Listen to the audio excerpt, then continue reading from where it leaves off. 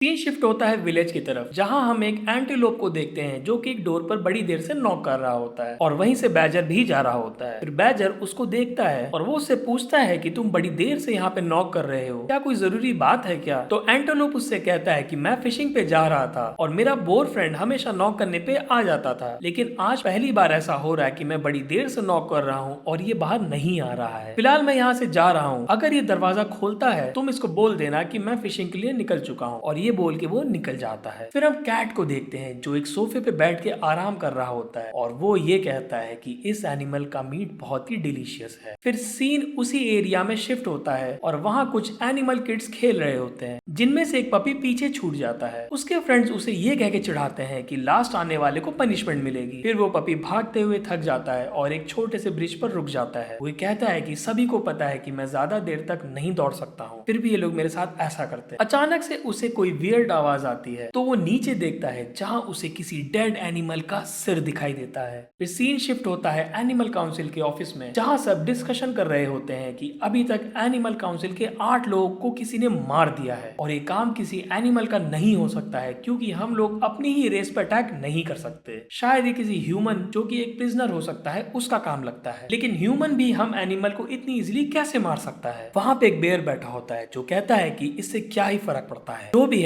उसे ढूंढ के जल्दी ही मारना होगा। बाकी एनिमल्स कहते हैं कि सेम रेस को मारना लॉ के अगेंस्ट है, इसलिए पहले हमें इन्वेस्टिगेट करना होगा और उसके बाद आगे के एक्शंस लेने होंगे। बेयर गुस्से में रिप्लाई करता है कि मेरे इतने खतरनाक पंजे किस दिन काम आएंगे, और तुम लोग तो बस डरपोक भेड़ हो जो कि अब बकरी बन गए हो, इसलिए ऐसी फालतू बातें कर रहे हैं। फिर अचानक से एनिस वहां पे आ जाता है। वो टेबल से उस बोर का हेड उठा के रोने लग जाता है। वो सबसे कहता है कि इस दुनिया को हम सब प्योर करने के लिए यहाँ पे आए हैं। यहाँ हम देखते हैं कि एनिस ने कहीं ना कहीं एक रिलीजन का सहारा लेके अपना कल्ट बना रखा है और वो अपने हिसाब से इन सबको मैनिपुलेट भी करता है। फिर सब लोग कहते हैं कि ये काम किसी इंसान का नहीं, एक शैतान का लगता है। एनिस कहता है कि पैनिक होने की कोई जरूरत नहीं, हम सभी लोग भगवान में विश्वास रखते हैं और क्रिमिनल को जल्दी ही हम पकड़ के पनिश करेंगे। बेर वहां से चला जाता है और कहता है कि ये भगवान वाली बातें सारी फालतू हैं और मैं इन सब में बिलीव नहीं करता। अंदर से एनिस उसे देख रहा होता है। बेर फिर एक पुराने घर में पहुंचता है जो बहुत ही पुराना दिख रहा था और वहां पे यूजुअली कोई नहीं जाता था, क्योंकि र्यूमर ये था कि वो जगह एक हॉन्टेड जगह है। बेर कहता है कि चाहे इंसान हो या जानवर, मैं किसी से नहीं डरता हूँ और अब मेरी बारी है उस क्रिमिनल को खत्म करने की। फिर वो सीढ़ी पे चढ़कर दरवाजे को खोल के जैसे ही एंटर करता है, ऊपर छुपा हुआ कैट उस पे नाइफ से अटैक कर देता है। बेर उसको पकड़ने की कोशिश करता है, लेकिन वो तेजी से बेर के गले में रस्सी डालकर उसे फांसी पर लटका देता है। लेकिन बेर स्ट्रांग होता है तो वो अपने पंजे से एक ही बार में रस्सी को तोड़ देता है। वो कैट को पकड़ने की कोशिश करता है, लेकिन वो हर बार तेजी से बचकर उस पे नाइफ से अटैक कर देता है। बेर को ये बात समझ आ जाती है, जिसे वो कैट समझ रहा था वो एक्चुअली में एक लिंक्स है, इसलिए उसमें बहुत ही ज्यादा एजिलिटी है। लिंक्स एक वाइल्ड एनिमल होता है जो कैट की फैमिली को बिलोंग करता है। फिर कैट चिल्ला के कहता है कि मेरे अंदर स्ट्रॉन्ग डिजायर है बदला लेने के लिए, और चीका को याद करके वो कहता है कि बहुत ही जल्दी मैं तुमसे मिलूंगा। फिर कैट बेयर की बॉडी को डिसमेंबर कर बाथ टब में डाल देता है। फिर सीन शिफ्ट होता है ग्रेवयार्ड की ओर, जहाँ सभी लोग दुखी होते हैं। एनिस कहता है कि बेयर का हमें सिर्फ हेड ही मिला है और बाकी बॉडी मिसिंग है। फिर वो बेयर के हेड से उसका ब्रेन निकाल लेता है। सभी लोग उससे इस चीज का रीजन पूछते हैं तो वो रिप्लाई देता है कि वो अपने लव्ड वंस को हमेशा अपने साथ रखना चाहता है। फिर वो उसके हेड को बरी करके घर आ जाता है। उसके घर में हम एक शेल्फ को देखते हैं जहाँ और भी जार्स होते हैं। वो कहता है कि इस विलेज में हम लोग सबसे पहले आए थे, भले ही हम में कितनी लड़ाइयां थी, लेकिन तुम ही मेरे एक इकलौते दोस्त थे जो मुझे समझता था। मैंने अपना एक बहुत ही कीमती दोस्त आज खो दिया है। फिर अचानक से हम एक पिग के हेड को जमीन पर लुढ़कते हुए देखते हैं और ये रिवील होता है कि कैट ने काउंसिल के बाकी एनिमल्स को मार दिया है। वो एनिस को कहता है कि उस दिन टेबल पे बैठने वाले लोगों में से सिर्फ तुम ही आखिरी बचे और अब तुम्हारा भी मरने का वक्त आ गया है। और ये कहते ही वो एनिस का सर शॉटगन से उड़ा देता है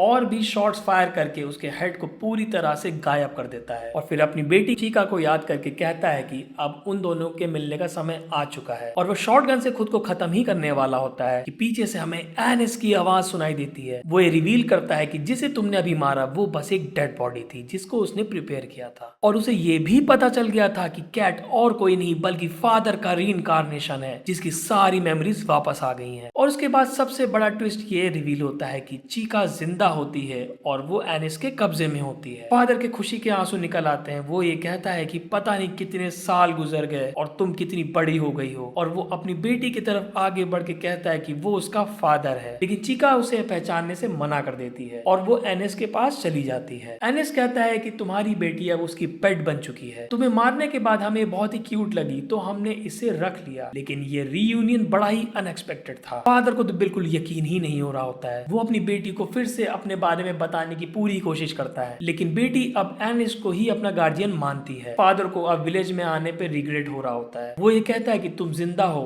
और उसके लिए ये ही काफी है, लेकिन मैं तुम्हें बुरे लोगों के पास नहीं छोड़ सकता, इसलिए डैड सब संभाल लेंगे। और ये कहने के बाद वो एनिस पे अटैक कर देता है, लेकिन एनिस उसे ओवर पावर कर देता है और उधर चीका को अब सब समझ में आने लग जाता है कि वो एक्चुअल में उसका फादर था, लेकिन तब तक बहुत देर हो चुकी होती है और एनिस फादर को मारने के बाद उसके ब्रेन को खाने लग जाता है। फिर वो चीका को सोफा पे लिटा देता है और उससे कहता है कि अब तुम्हें सारा सच बताने का टाइम आ गया है। कई साल पहले गोट थी, उसके डीएनए पे ह्यूमन जेनेटिकली एक्सपेरिमेंट कर रहे थे और उस गोट का नाम उन्होंने वर्जिन मेडेन रखा था। कुछ इंसेक्ट्स और रेप्टाइल्स में पार्थेनोजेनेसिस नाम का एक रिप्रोडक्टिव स्ट्रेटेजी होती है, जिसकी वजह से फीमेल्स को मेल की जरूरत नहीं पड़ती है और वो बिना मेल्स के ही रिप्रोडक्शन कर सकती हैं। ये एक ग्रीक वर्ड है जिसका इंग्लिश में मीनिंग है वर्जिन क्रिएशन, और साइंटिस्ट उस गोट को इसी चीज के लिए तैयार कर रहे थे। लेकिन प्रॉब्लम ये थी कि एक बड़े मैमल पर ये एक्सपेरिमेंट करने के लिए उसे बहुत ही ज्यादा एनर्जी चाहिए होती है, और गोट तो हर्बीवोरस थी, तो इसलिए उसे जबरदस्ती मीट खिलाया जाने लगा। फिर उसे धीरे धीरे ब्रेन का टेस्ट सबसे ज्यादा अच्छा लगने लग गया और एक दिन उसने लैब में एक वर्कर पर अटैक कर दिया और वो उसका ब्रेन खा गई। फिर उसने इस दुनिया में सबसे पहले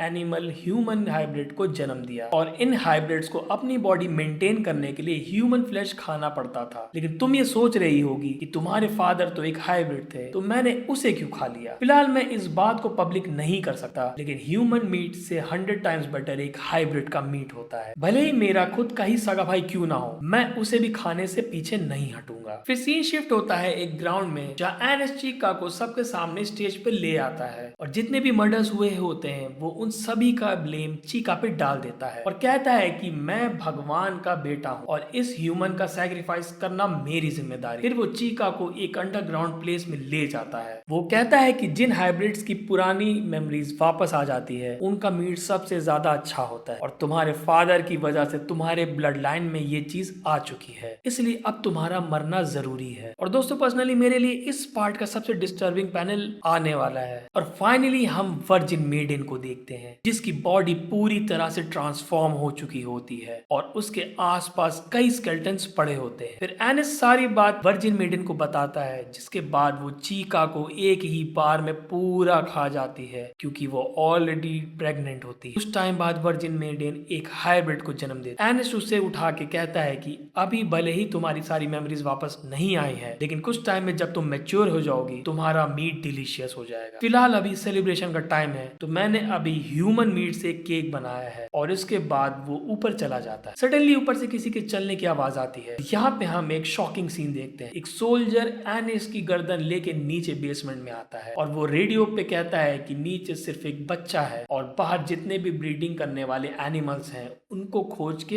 एलिमिनेट कर दो, और बाहर बाकी सोल्जर्स उन ब्रीडिंग करने वाले एनिमल्स को मारने लग जाते हैं। फिर सीन शिफ्ट होता है सिटी में किसी काउंसिल की तरफ, जहाँ कुछ लोग ये बात कर रहे होते हैं कि लोकल एडमिनिस्ट्रेशन की वजह से सारी गड़बड़ हो चुकी है और ये मीट के लिए जेनेटिक एक्सपेरिमेंट करने की वजह से कंटामिनेशन भी फैलता है, इसलिए हमें पूरे E13 फार्म को खत्म करना पड़ेगा। और एक काउंसिल ह्यूमंस और हाइब्रिड की होती है जो ऐसे कई फार्म्स चला रहे होते हैं। उनका पर्पस होता है ऐसे फार्म्स को मेंटेन रखना जिससे पूरे दुनिया में मीट सप्लाई की जा सके और ह्यूमंस और एनिमल्स की फूड चेन को मेंटेन किया जा सके। फिर एक आदमी कहता है कि एनिस्ट एक अच्छा मीट बार बन सकता था, तो लायन कहता है कि हम ऐसे और भी हाइब्रिड्स पैदा कर सकते हैं। जिसके बाद उन्हें डिनर के लिए कॉल आती है और हम देखते हैं कि उनकी डाइनिंग टेबल पे ह्यूमंस और एनिमल्स दोनों ही सर्व किए गए होते हैं। उधर फार्म में जो लोग रेजिस्ट कर रहे होते हैं उन्हें वहीं शूट कर दिया जाता है, और जो लोग कोऑपरेट करते हैं उन्हें ट्रक्स में बैठा के दूसरे फार्म में ट्रांसपोर्ट किया जा रहा होता है, और हम ट्रक के अंदर से सभी एनिमल्स को अपने विलेज की ओर देखते हुए देखते हैं। और फिर चीका बोलती है आई एम हंग्री।